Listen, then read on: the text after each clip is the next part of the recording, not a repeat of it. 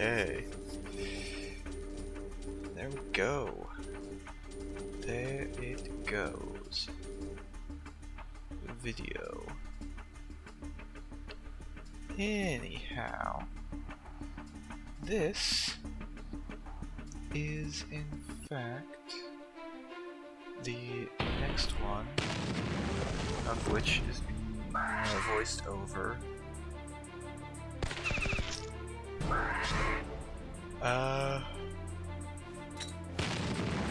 Yeah.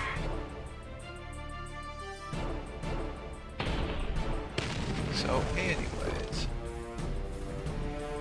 right here in the video, we got Elder Taos, Taos or Teos, I don't, Taos, I'm not really that, I don't know, I'm not quite sure how to pronounce the guy's name. And so, yeah, either way, a few videos back, started the Great Raptor Hunt, where you're supposed to hunt down 10 raptor encounters that spawn in your land. Oh, yeah, let's see. Raptor and teeth thing. So we just give him the teeth. So make a sweet necklace. You've done well. Training the raptors. And gives us a free battle raptor. Now I forget if can actually get battle raptors before doing that quest, but probably can. And past me here was just not quite aware of that, and so hadn't built the animal trainer and stuff. Because I feel like the animal trainer is buildable quite a bit earlier than it appears, or then the quest appears. Yeah. So, let's see what else is going on in this recording here.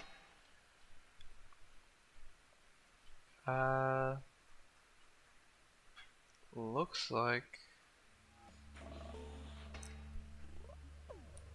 the fighting of boars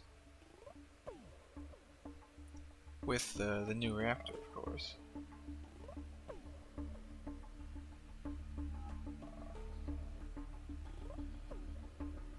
I'm really not sure what is going on here with the... Yeah. Alright.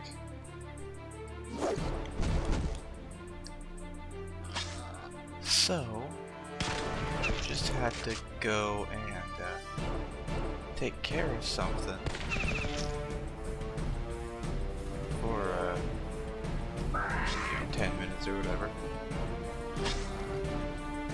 So basically, there's what's it called?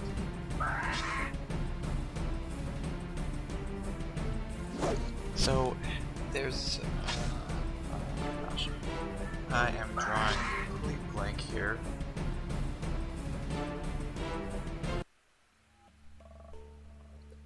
So, speaking of things I've heard recently, which people have probably heard already and it doesn't really...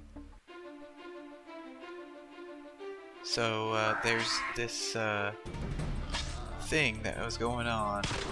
I mean, I'm sure everyone's probably heard of it by now, but payment processors, there's like basically there's a shout or some sort of thing called shout, and they were using some sort of loophole with payment processors like Visa and MasterCard to take games down off of Steam, or to like prevent Steam from being able to have certain games, and that really is not cool, in my opinion. Like, you know, basically the opposite of cool. Well, not just basically the opposite, completely the opposite, because of the fact that it's you know, pretty much anti-consumer practices in the guise of consumer protection or something like that. It's yeah, it's just not something I'm a fan of. I mean, pretty sure most people in the gaming scene or space or community, people who play games and stuff, it's yeah, I don't know. I'm not good at talking about news and current events, I suppose. Yeah, but couldn't really think of anything else to talk about at this point. I mean, sure I could have if I had just taken the time to think about it. You know, taking the time to think about stuff, that's obviously not something that I'd ever want to do, right?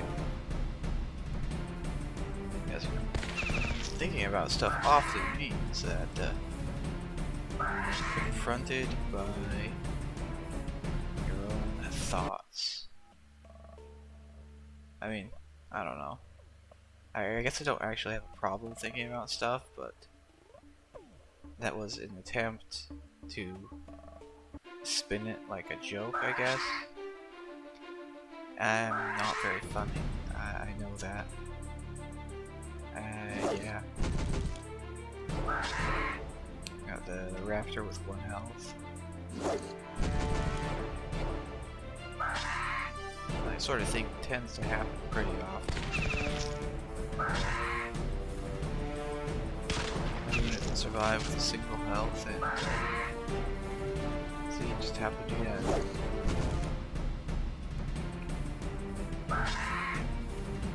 Either way, as you can probably see from the footage here, the Battle Raptor is a very powerful unit. It's probably, you know, top 3 units for around this level. You know, obviously the other top units being the TF2 Heavy and the other TF2 units probably.